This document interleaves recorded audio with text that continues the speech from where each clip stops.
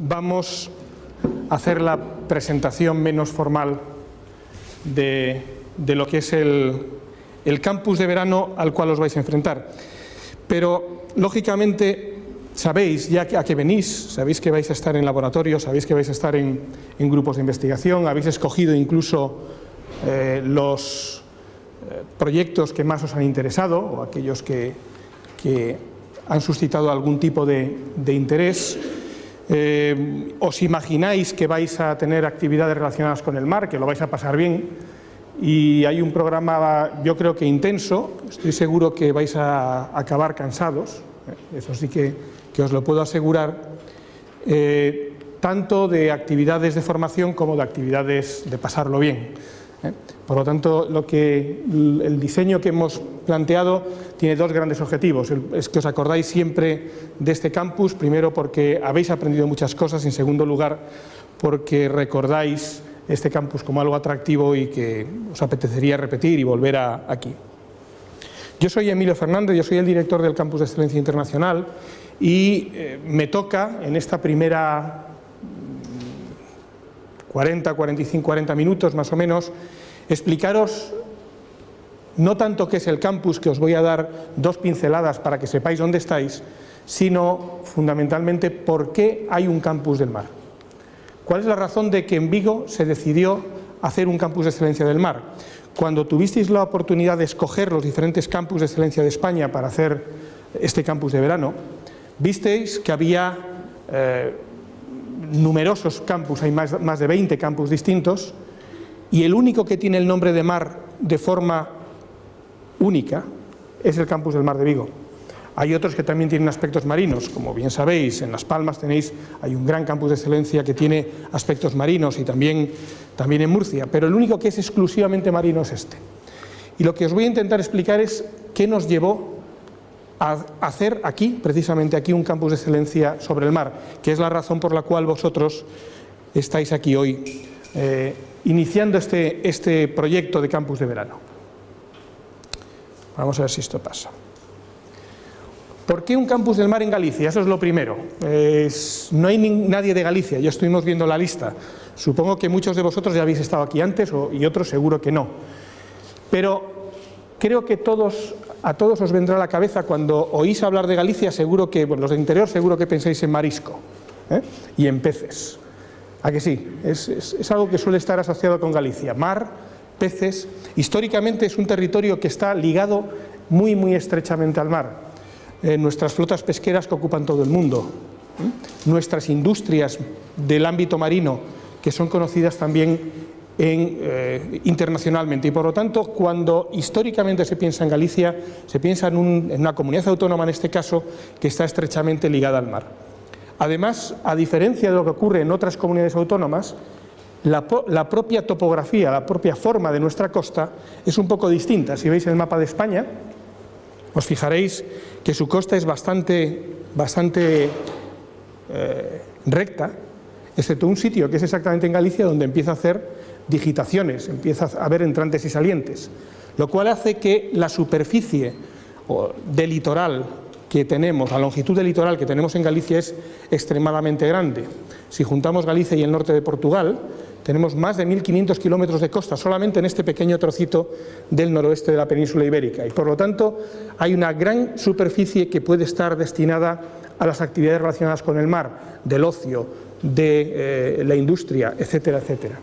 Y además, pero lógicamente asociado a estos dos hechos, tenemos posiblemente la mayor red de investigación en temas marinos, sin duda, que hay en España, y una de las más intensas que hay en Europa, y lo vais a ver dentro de un momento. Cuando uno junta estas tres ideas, históricamente estamos asociados al mar, tenemos 1.500 kilómetros de litoral y la mayor red de investigación marina de España en la superficie que tenemos, lógicamente surge que de alguna manera, si tiene que haber un campus del mar en España, tiene que estar aquí. Esa es la idea fundamental. Para ello, pensamos en su momento en crear un campus que tiene tres objetivos. Uno es preparar a los mejores profesionales e investigadores relacionados con el mar.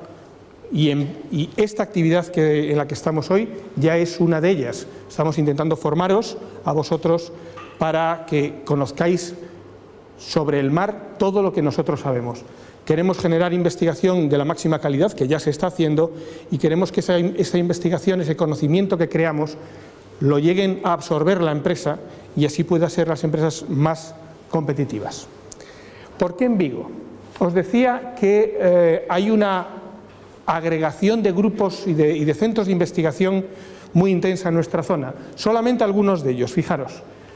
Vosotros estáis en este momento aquí, en el campus de la Universidad de Vigo, un poco alejados del mar, como habéis visto.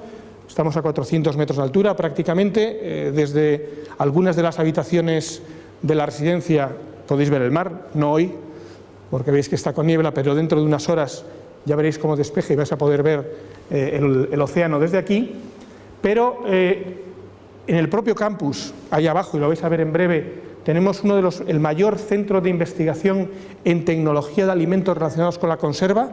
Es lo que se llama Anfaco Cecopesca, es un centro de investigación privado de las propias empresas conserveras de España. Tenemos un centro del Consejo Superior de Investigaciones Científicas, uno de los pocos centros marinos que existen en España, exclusivamente del CSIC, está en Vigo, y alguna persona del CSIC va a venir a hablar con vosotros esta semana. Tenemos un centro del Instituto Español de Oceanografía, el organismo que se encarga de la evaluación de nuestros recursos marinos, también situado en nuestra ciudad, y la propia universidad tiene una estación de ciencias marinas, a las cuales uno de los grupos que hoy se forman ya vais a bajar a trabajar hoy mismo a las 10, creo que es así, ¿verdad? Y por lo tanto podéis ver que ya hay una agregación de diferentes instituciones con muchos investigadores trabajando todos en el tema mar. Bueno, como esto se me acaban las pilas, pero además en Galicia hay 3 universidades, y las 3 universidades de Galicia tienen una componente de investigación en temas marinos importante.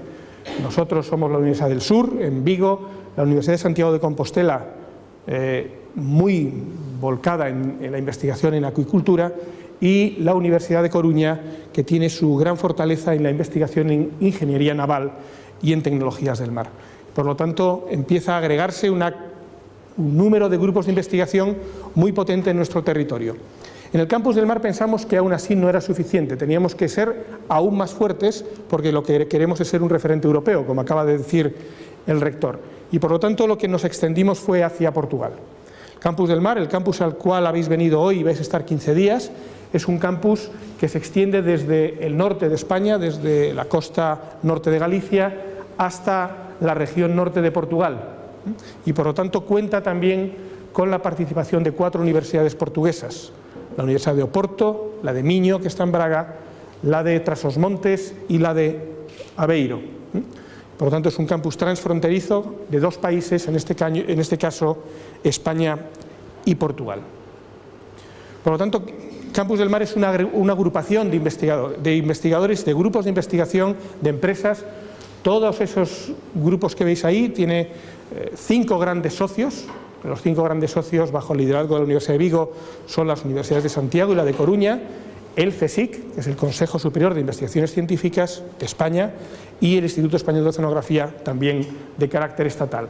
Las universidades de Portugal, todas las plataformas y centros tecnológicos que tienen que ver con el mar en Galicia, en todos los temas, empresas relacionadas con el mar, el gobierno autónomo, los ayuntamientos, ha agregado, por lo tanto, a todo lo que tiene que ver con el mar en nuestro territorio. En números, para que sepáis dónde entráis. Esto es un campus que tiene 3.100 investigadores en temas marinos, 3.100 investigadores, de los cuales 1.350 son doctores, y por lo tanto son investigadores con capacidad para dirigir investigación, 1.350, pertenecientes a 24 instituciones, y que en los últimos 5 años, en ese periodo 2006 al 2010, han publicado, sabéis que la investigación en gran medida se mide a través de la publicación de los resultados, han publicado más de 10.000 trabajos en las mejores revistas internacionales en temas marinos. Se han dirigido 580 tesis doctorales, se han llevado a cabo más de 6.000 proyectos de investigación, y se han conseguido movilizar más de 270 millones de euros en contratos con las empresas. Eso es en números lo que representa el Campus do Mar. Y con toda esta potencia lo que intentamos fue que el Ministerio de Educación nos dijera: ustedes son lo suficientemente buenos para ser un campus de excelencia. Y entonces pues hicimos unas campañas. Este es el edificio del rectorado que acabáis de pasar por delante de él cuando habéis ido a desayunar, y ahí veis los carteles del Campus do Mar colgados de la fachada del edificio. Pero esto que es el Ayuntamiento de Vigo en obras, pues también anunciaba el Campus de Excelencia Internacional, o el Corte Inglés, que esto lo conocéis todos, también tenía en sus escaparates el campus del Mar.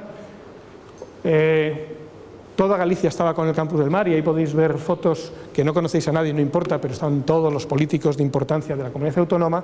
Y en gallego, que sabéis que nosotros tenemos una lengua además del castellano que también se utiliza, pues lo que decíamos es que el Mar ya nos ha elegido, y lo único que hacía falta es que el Ministerio de Educación nos dijera: efectivamente, el Mar ya les eligió y ahora nosotros vamos a elegirles a ustedes. Fuimos a Madrid a competir con el resto de las universidades con un eslogan como este, que es: el Mar se merece un campus, y ese campus es el Campus del Mar. Y definitivamente tuvimos la suerte de ser seleccionados. Es el día en que se nos comunicó la noticia, y pues todos nos pusimos muy contentos y le dimos gracias a todo el mundo con un anuncio como este, en el cual le dábamos gracias a toda la gente que había colaborado y rematábamos diciendo que el Mar ya tiene un campus, se lo merecía y ahora ya lo tiene y está aquí. Bien, con esto sabéis un poco nuestra muy breve historia. Esto ha ocurrido a lo largo de los últimos 6-7 meses. Pero ¿por qué queremos estudiar el mar? Y ahora vamos a hablar un poco más de ciencia. ¿Por qué queremos estudiar el mar? ¿Qué es lo que nos ha llevado a tomar la decisión de que merece la pena estudiar el mar y de que el mar se merece un campus, como acabamos de decir? Voy a retomar las palabras del rector cuando se hablaba de la situación en la cual está el planeta, ¿no? Una situación de cierto riesgo, de crisis desde el punto de vista ambiental, y es ahí donde vamos a empezar a ver cuál es la necesidad del estudio. Todos habéis oído hablar de los gases de efecto invernadero, todos habéis oído hablar del CO2 que va aumentando en nuestra atmósfera. Eso que tenéis ahí no es más que la evolución en el tiempo desde la revolución industrial, desde hace más de 150 años, de la cantidad de gases de efecto invernadero, fundamentalmente CO2, que el hombre libera a la atmósfera cada año. Podéis ver cómo pues cuando no quemábamos carbón y petróleo, prácticamente no liberábamos ningún gas de efecto invernadero de origen fósil, insisto, relacionado con la quema de carbón y petróleo, y a partir de ese momento fuimos aumentando progresivamente la cantidad de estos gases que echamos a la atmósfera. Hoy estamos liberando más de 10.000 millones de toneladas de carbono en forma de CO2 a la atmósfera, todos los años, uno tras otro. Bien, estamos por lo tanto alterando la química de la atmósfera terrestre. ¿Y qué ocurre con esta alteración? ¿Por qué es importante esta liberación de gases de efecto invernadero? Pues porque estos gases van a algún sitio. Se liberan como consecuencia de la quema de combustibles fósiles, como os he dicho, la quema de carbón y petróleo fundamentalmente para el combustible, y por la quema y por la deforestación de bosques, fundamentalmente bosques tropicales. ¿Dónde va ese gas?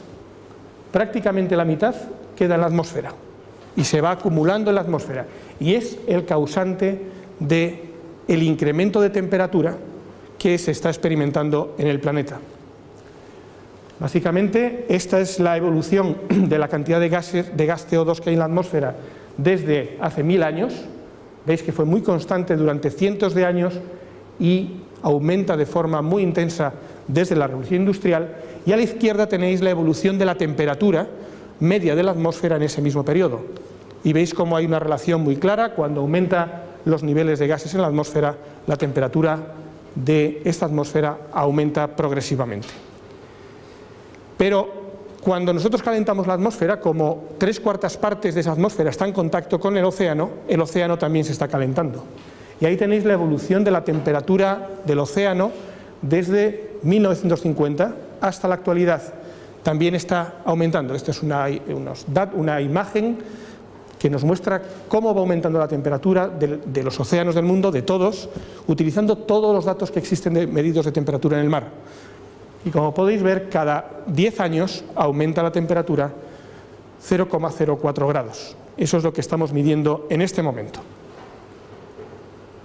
Si vemos lo que ocurre cerca de nuestras costas, aquí enfrente, y en concreto en este punto gordo negro que veis aquí, esta es la costa de Galicia, si vemos cómo ha cambiado la temperatura del mar en ese punto, podéis ver que en los últimos 45 años también ha aumentado la temperatura de nuestro mar, del orden de 1/10 de grado cada 10 años en los últimos 45 años. Es decir, ese calentamiento atmosférico que deriva de nuestra forma de vivir, que es quemar carbón y petróleo para tener energía, pues está derivando en un calentamiento del océano. Y esto tiene consecuencias importantes. Por ejemplo, fijaros este pez que aquí llamamos peixe porco, un pez de origen tropical que no aparecía en nuestras lonjas hasta, como podéis ver, muy recientemente, los años 2003-2004, y a partir de entonces, como consecuencia de que cambian nuestras aguas, se hace un mar mucho más vivible para estos organismos y empiezan a aumentar sus capturas y por lo tanto empiezan a tener cierto interés comercial.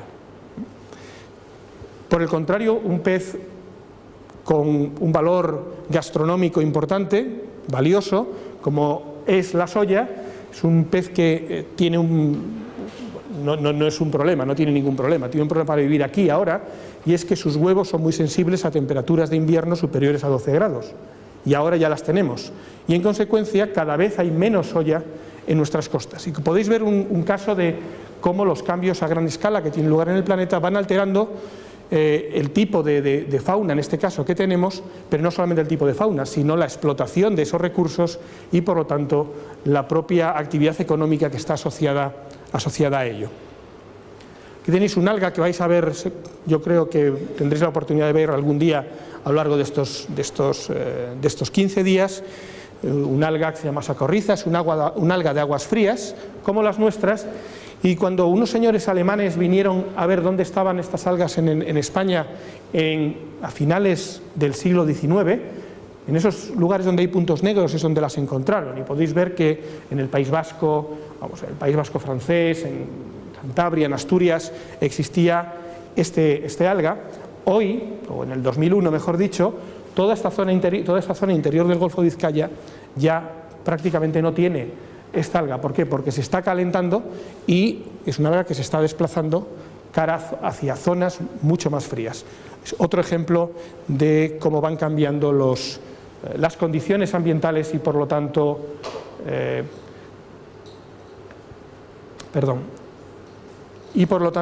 también la distribución de los organismos. No sé si habéis oído alguna vez a vuestros padres o vosotros habéis tenido la oportunidad de oír que en Galicia es muy difícil bañarse porque el agua está muy fría. ¿Y sabéis por qué? ¿Por qué en Galicia el agua está tan fría?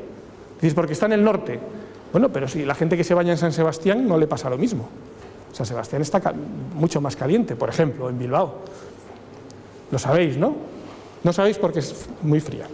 Bien, pues nuestras costas tienen una característica que comparte con las costas, con todos los márgenes oeste de los continentes en el hemisferio norte, que básicamente consiste en que cuando nosotros vemos nuestro mar en verano y lo vemos desde el espacio, y es eso que tenéis,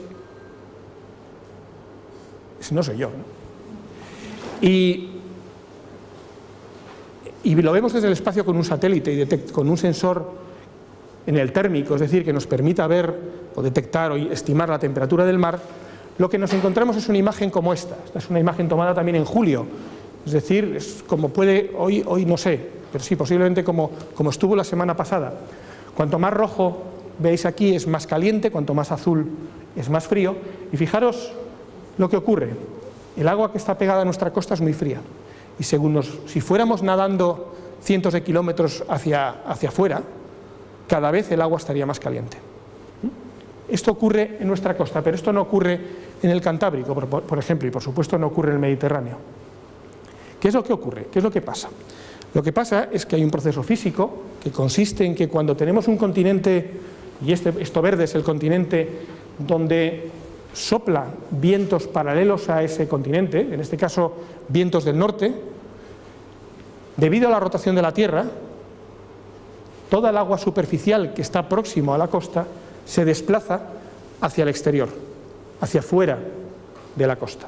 Es decir, el agua que es arrastrada por el viento del norte se desplaza hacia afuera. Pero como estamos en el mar y el mar es un fluido, no puede quedar un vacío. Eso, si os dais cuenta, lo que llevaría es a que hay menos agua en la costa que fuera. ¿De dónde tiene que llegar el agua para compensar la que se marcha por la superficie? Solamente puede venir por un sitio, solamente puede venir por abajo. Y eso es lo que ocurre en nuestras costas. Hay una surgencia de aguas muy frías que entran desde profundidades de más de 100 metros hacia la superficie, y es lo que baña nuestras costas en verano cuando sopla el norte. Por lo tanto, cuando sopla el norte en Galicia, está despejado, hace sol, y las piernas cortan cuando uno se mete en el mar de lo frías que están, pudiendo llegar a alcanzar temperaturas en esta zona de aquí de hasta 15 grados en pleno verano en la superficie. Y ya os podéis imaginar que no es nada agradable para poderse bañar. Pero tiene una consecuencia asociada, y es que en el mar los nutrientes, lo que alimenta toda la maquinaria productiva del océano, están en profundidad. Y por lo tanto, este proceso lo que hace es subir agua muy fría, muy rica en nutrientes. Es decir, es un proceso de abonado continuo de nuestras capas superficiales. Esa es la razón por la cual nuestras costas son tan productivas, esa es la razón por la cual cultivamos en todas nuestras costas mejillones, colgados en cultivo en todas nuestras rías, y es la razón por la cual la producción pesquera es de las mayores de España.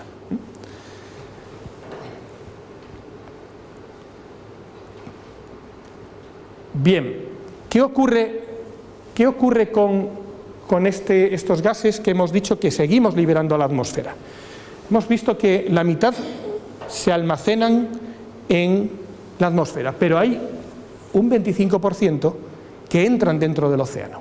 Porque si vosotros tenéis gases en la atmósfera y tenemos que están en contacto con el océano, como bien sabéis, por difusión, los gases van pasando de un sitio al otro en función de las diferencias de concentración o de presión parcial que tengan estas dos zonas.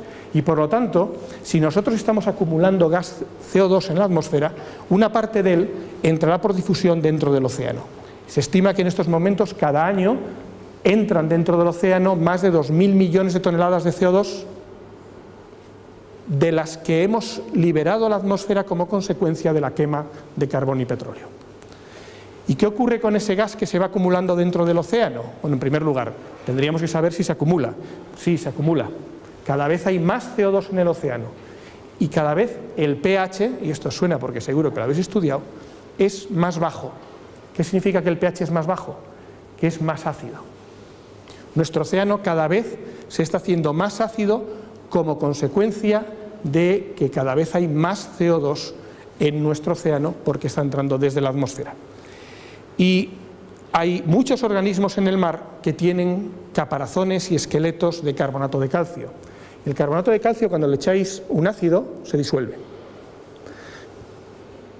Y en experimentos que ya se están realizando, y esto es un coral viviendo en condiciones naturales, normales, las de ahora, y un coral viviendo en las condiciones que va a tener nuestro océano a final de este siglo, podéis ver que es totalmente distinto. ¿Y cuál es la diferencia? La diferencia es que todo este carbonato de calcio que ha sido capaz de sintetizar en estas condiciones actuales, no es capaz de sintetizarlo con las condiciones que se esperan para finales del siglo. Es lo que se denomina la acidificación del océano. Otro gran problema al cual hay que enfrentarse y hay que investigar de forma muy intensa para saber qué va a ocurrir.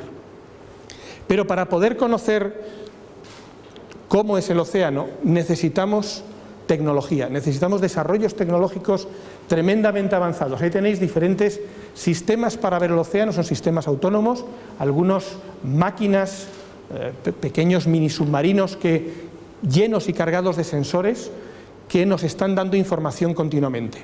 Y no solamente hace falta construir este tipo de de ingenios, sino que hay que hacer que se comuniquen entre ellos y que nos pasen la información. Es decir, la ingeniería de las comunicaciones es algo que se tiene que desarrollar de forma muy intensa. Hacia el mundo que vamos es hacia un mundo como este, en el cual seamos capaces de llenar el océano de instrumentos de medida de todo tipo que se conecten entre ellos y que envíen toda esa información cara a un satélite que luego nos lo va a devolver a nosotros. O sea, es impensable que el ser humano pueda investigar el océano de forma presencial, yendo allí. Es demasiado grande y además tiene un problema, y es que es un medio inhóspito para nosotros. Nosotros no podemos estar a 1000 metros de profundidad durante mucho tiempo, no es nuestro lugar, pero sí puede ser el de estas máquinas. Eso quiere decir que se requiere un enorme desarrollo tecnológico, es decir, la ingeniería asociada al mar es otra de las líneas más emergentes y más potentes que tenemos, en las cuales tenemos que investigar. Además, resulta que la mitad de la producción, de la productividad del planeta está en el mar. Normalmente la estamos viendo en forma de peces. Y resulta también que prácticamente todas estas, o una parte muy importante de estas pesquerías están en situaciones límite, en situaciones de sobreexplotación. Aquí tenéis un ejemplo de pesquerías europeas. En esos círculos que tenéis, la parte azul indica la fracción de pesquerías que están en buen estado de salud y en la parte roja la fracción de pesquerías que están siendo explotadas por encima de los límites de seguridad. En estos momentos se estima que aproximadamente el 60% de las pesquerías del planeta están fuera de los límites de seguridad y por lo tanto tenemos que pensar que nuestra forma de explotar el mar no es la adecuada. Y algunas veces oiréis decir que ese problema lo soluciona la acuicultura. Lo que tenemos que hacer es cultivar peces y alimentarnos de ellos.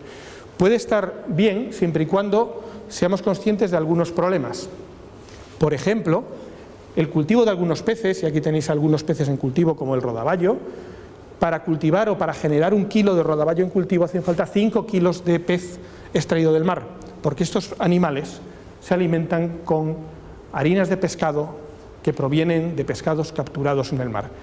Y este sistema de crear 1 kilo de pescado a partir de 5 kilos de pescado del mar, como podéis entender, no va a solventar el problema de la sobreexplotación de nuestras pesquerías. Luego habrá que investigar de forma muy intensa en la alimentación de estos peces que tenemos en cautividad, que de alguna manera tendrán que comer cualquier otra cosa que no sean pescados del mar. Ahí tenéis nuevas líneas de investigación muy importantes. Pero además hay muchos organismos que no sabemos ni que existen. Aquí os pongo algunos que sí que sabemos que existen, porque por eso los hemos fotografiado, pero hay muchos que no conocemos todavía.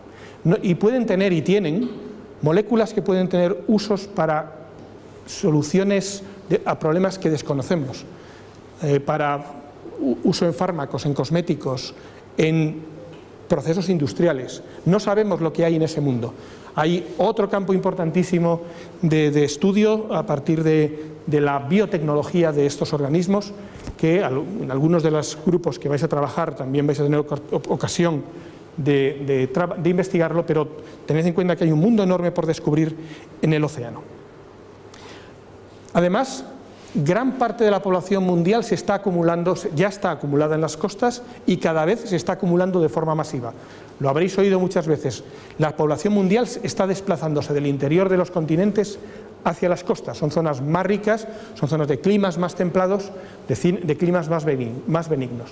Y por lo tanto es un lugar donde hay numerosísimas actividades que tienen que ocurrir en el mismo territorio a la vez en el tiempo. Y eso genera conflictos. Y los conflictos se deben gestionar a partir del conocimiento. Hay que saber mucho para gestionar bien un conflicto. Aquí tenéis os voy a poner un ejemplo. Os voy a poner un ejemplo para que veáis, para que entendáis a qué me refiero cuando hablo de estos conflictos de la gestión de la zona litoral. Esto que tenéis aquí no es España, esto que tenéis aquí es el mar de Irlanda, esto es Gran Bretaña, esto es Irlanda. Vais a ir viendo ahí cómo van apareciendo las diferentes actividades que tienen lugar sobre ese mar. El uso de tierras de cultivo, las actividades turísticas, Hay zonas, en el caso de ellos, donde hay zonas donde se explota petróleo y gas, hay zonas donde se explotan para parques de acuicultura, hay zonas que se protegen por sus valores ambientales, hay zonas de navegación y de puertos, de colocación de puertos, en su caso tienen zonas reservadas para prácticas militares, hay zonas que protegen por el patrimonio cultural que tienen, hay zonas de conservación de la naturaleza que también se protegen, hay zonas que se destinan a dragados y a depositar depósitos, residuos, hay zonas que se usan para colocar cables submarinos de comunicación, zonas de explotación pesquera, zonas para explotar energías renovables, zonas para actividades de recreo, zonas para extracción de mineral. Entonces, eso que tenéis ahí no es más que diferentes actividades que tienen lugar todas en el mar y en la zona litoral. Y veis que es una enorme maraña que no es más que una simplificación extraordinaria de lo que realmente hay. Ahí faltan un montón de actividades, muchísimas todavía. Esto lo que significa es que en los sitios donde se pesca, otro señor quiere poner energías renovables y el otro quiere extraer mineral. ¿Y qué es lo que hay que hacer? Eso requiere muchísimo conocimiento y para conocer y saber hace falta investigar mucho. Esto es un campo enorme de investigación que se denomina la gestión integral de la zona costera, es decir, gestionar el mar teniendo en cuenta todas las actividades que en él se desenvuelven, pero al mismo tiempo. Y el mar es una fuente de economía. Una parte muy importante de nuestras industrias están asociadas al mar, tanto desde el punto de vista turístico, y tenéis por ejemplo los puertos deportivos, que interaccionan a su vez con el medio ambiente, o bien las propias instalaciones portuarias. En un mundo que está limitado en estos momentos por energía, investigar sobre cómo tratar de obtener energía del mar es otra de los campos de investigación más potentes que se van a desarrollar en el futuro. Y aquí tenéis instrumentos ingenios que ya están en marcha en estos momentos intentando aprovechar la energía del viento del mar, la energía de las olas o la energía de las corrientes para generar energía. Pero además el mar genera cultura. El mar no solamente es ciencia y tecnología, el mar inspira a los escritores, el mar inspira a los pintores, inspira a las artes. Y en el campus del mar hay también un componente humanístico y un componente artístico de lo que es el mar. Y de hecho vais a tener la ocasión de trabajar en un taller con los profesores de Bellas Artes, donde vais a trabajar sobre la creatividad y la expresión artística asociada en este caso al mar. Bien, yo creo que con estas ideas ya os podéis imaginar que merece la pena que el mar tenga un campus y que haya miles de personas investigando qué es lo que está pasando en el océano. Y por lo tanto, en función de lo que yo os he dicho, es muy fácil entender cuáles son las líneas de investigación de nuestro campus del mar. Y algunas de ellas son en las que vais a trabajar. Pues en primer lugar tenemos una gran línea de investigación en sistemas de observación del océano y en cómo está cambiando a escala global. Y tenéis un proyecto que creo que se denomina Observa, donde algunos vais a participar y vais a ver cómo se observa el mar. Hay una línea de investigación asociada al uso sostenible de los recursos marinos, cómo se gestionan las pesquerías, los campos de marisqueo, la acuicultura y cómo se transforma todos esos alimentos en productos que podemos consumir. También tenéis alguna de las líneas en que vais a trabajar en este sentido. La gestión integral de la zona costera, lo último que os he mencionado, evidentemente parece claro que merece la pena estudiarse, sobre todo tres grandes áreas: analizar y evaluar cómo está nuestro medio marino, planificarlo y todo lo que tiene que ver con la seguridad marítima. Y finalmente, la competitividad, es decir, la tecnología y la economía al servicio de las empresas relacionadas con el mar. Como podéis ver, la construcción naval, el transporte marítimo, los sistemas portuarios, las tecnologías para los sectores productivos. Esas son nuestras grandes líneas de investigación. Además tenemos tres líneas emergentes donde aún no somos fuertes, pero queremos serlo en los próximos años y lanzaremos programas específicos. Una es una línea que puede parecer muy teórica, seguramente no hayáis oído hablar de ella, que es el análisis y la modelización de sistemas complejos. Es una línea muy asociada a la física y a las matemáticas, pero es fundamental para desarrollar la teoría que nos permite predecir Os podéis imaginar que predecir es uno de los, si no el mayor objetivo que tiene la investigación, poder saber qué va a pasar a partir del momento actual. La segunda línea es la biología molecular de última generación, lo que denominamos las tecnologías ómicas, la proteómica, la metabolómica, una serie de nuevas tecnologías muy asociadas al uso de recursos y a la generación de nuevos productos, y finalmente la energía de origen marino. Desde el punto de vista docente es importante que sepáis solamente una cosa: nuestra gran apuesta es una escuela que estamos en proceso de creación, que estará en marcha el año que viene, en el curso próximo, en el curso 2012-2013, que es la Escuela Internacional de Posgrado. Es una escuela de doctorado, es decir, una escuela para que ingresen los estudiantes que ya han acabado su carrera, para estudiar temas marinos, formada por 7 universidades, todas las universidades del Campus del Mar, que tendrán, por lo tanto, la gente que estudia aquí serán doctores o tendrán un máster por 7 universidades en lugar de por una. Y es algo que estoy seguro que en el futuro estaréis pendientes de ella.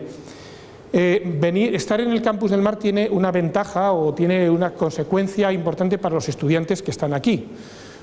Y es lo que denominamos el Campus Mar Life. Los estudiantes que lleguen a esta universidad este curso que viene van a llegar por primera vez a un campus de excelencia internacional en mar. Algo tendrán que ver que les diferencie con respecto a otra universidad que tenga un campus en energía, por ejemplo.